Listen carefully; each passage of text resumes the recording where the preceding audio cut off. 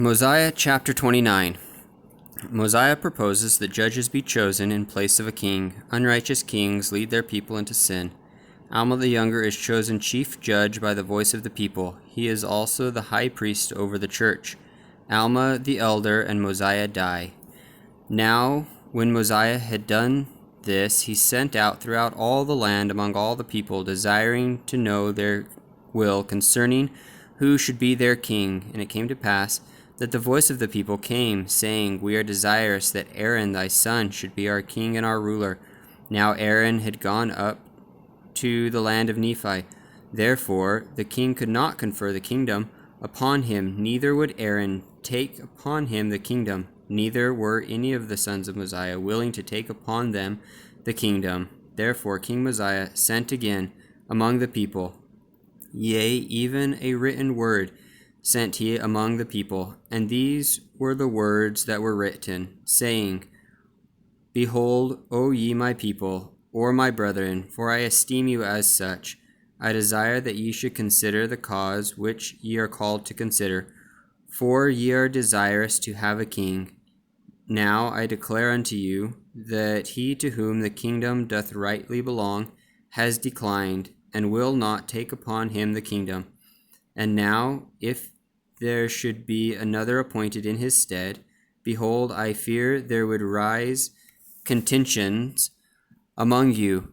And who knoweth but what my son, to whom the kingdom doth belong, should turn to be angry and draw away a part of this people after him, which would cause wars and contentions among you, which would be the cause of shedding much blood and perverting the way of the Lord, yea, and destroy the souls of many people. Now I say unto you, let us be wise and consider these things, for we have no right to destroy my son, neither should we have any right to destroy another if he should be appointed in his stead. And if my son should turn again to his pride and vain things, he would recall the things which he had said, and claim his right to the kingdom, which would cause him and also this people to commit much sin. And now let us be wise and look forward to these things, and do that which will make for the peace of this people. Therefore I will be your king the remainder of my days. Nevertheless, let us appoint judges to judge this people according to our law, and we will newly arrange the affairs of this people, for we will appoint wise men to be judges, that will judge this people according to the commandments of God. Now it is better that a man should be judged of God than of man, for the judgments of God are always just, but the judgments of man are not always just. Therefore, if it were possible that ye could have just men to be your kings, who would establish the laws of God, and judge this people according to the commandments, yea, if ye could have men for your kings, who would be even as my father Benjamin did for this people, I say unto you, if this could always be the cause, then it would be expedient that ye should always have kings to rule over you. And even I myself have labored with all the power and faculties which I have possessed to teach you the commandments of God, and to establish peace throughout the land, that there should be no wars nor contentions, nor stealing, nor plundering, nor murdering, nor any manner of iniquity. And whosoever has committed iniquity, him have I punished according to the crime which he has committed, according to the law which has been given to us by our fathers. Now I say unto you, that because all men are not just, it is not expedient that ye should have a king or kings to rule over you. For behold, how much iniquity doth one wicked king cause to be committed, yea, and what great destruction. Yea, remember King Noah. his wickedness and his abominations, and also the wickedness and abominations of his people. Behold, what great destruction did come upon them, and also because of their iniquities they were brought into bondage. And were it not for the interposition of their all-wise Creator, and this because of their sincere repentance, they must unavoidably remain in bondage until now. But behold, he did deliver them, because they did humble themselves before him.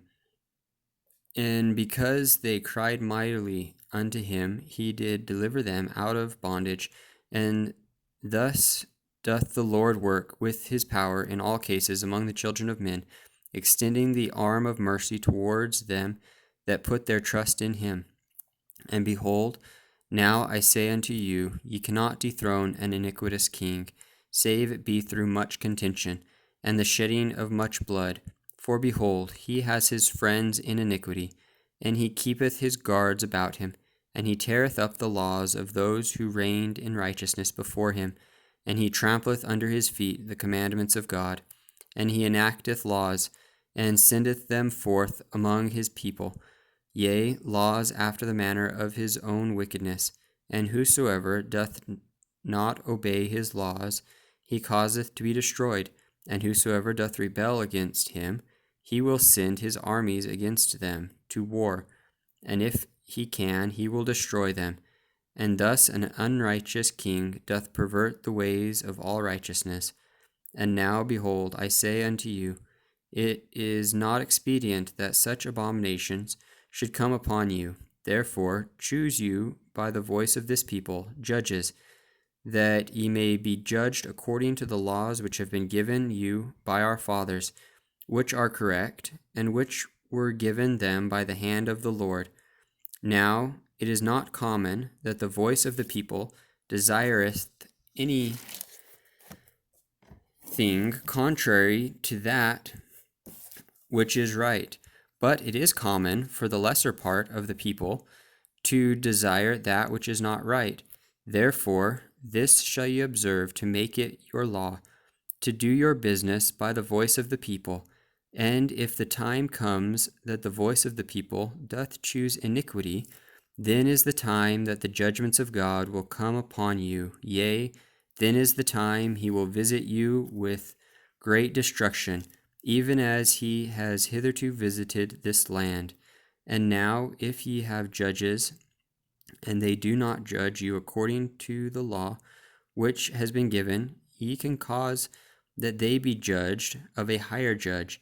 And if your higher judges do not judge righteous judgments, ye shall cause that a small number of your lower judges should be gathered together, and they shall judge your higher judges according to the voice of the people. And I command you to do these things in the fear of the Lord, and I command you to do these things, and that ye have no king, that if this people commit sins and iniquities, they shall be answered upon their own heads. For behold, I say unto you, the sins of many people have been caused by the iniquities of their kings. Therefore their iniquities are answered upon the heads of their kings. And now I desire that this inequality should be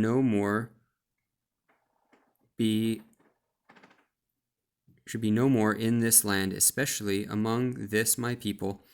But I desire that this land be a land of liberty, and every man may enjoy his rights and privileges alike, so long as the Lord sees fit, that we may live and inherit the land. Yea, even as long as any of our posterity remains upon the face of the land. And many more things did King Mosiah write unto them, unfolding unto them all the trials and troubles of a righteous king, yea, all the travails of soul for their people, and also all murmurings of the people to their king. And he explained it all unto them. And he told them that these things ought not to be, but that the burden should come upon all the people, that every man might bear his part. And he also unfolded unto them all the disadvantages they labored under, by having an unrighteous king to rule over them. Yea, all his iniquities and abominations, and all the wars and contentions and bloodshed, and the stealing and the plundering and the committing of whoredoms, and all manner of iniquity, which cannot be enumerated, telling them that these things ought not to be, that they were expressly repugnant to the commandments of God. And now it came to pass, after King Mosiah had sent these things forth among the people, they were convinced of the truth of his words. Therefore they relinquished their desires for a king, and became exceedingly anxious that every man should have an equal chance throughout all the land. Yea, and every man expressed a willingness to answer for his own sins. And it came to pass that they assembled themselves together in bodies throughout the land, and cast in their voices concerning who should be their judges, to judge them according to the law which had been given them. And they were exceedingly rejoiced because of the liberty which had been granted unto them. And they did wax strong in love towards Mosiah. Yea, they did esteem him more than any other man, for they did not look upon him as a tyrant who was seeking for gain, yea, for that lucre which doth corrupt the soul. For he had not exacted riches of them, neither had he delighted in the shedding of blood, but he had established peace in the land, and he had granted unto his people that they should be delivered from all manner of bondage. Therefore they did esteem him, yea, exceedingly, beyond measure. And it came to pass that they did appoint judges to rule over them, or to judge them according to the law. And this they did throughout all the land. And it came to pass that Alma was appointed to be the first chief judge, he being also the high priest, his father having conferred the office upon him, and having given him the charge concerning all the affairs of the church.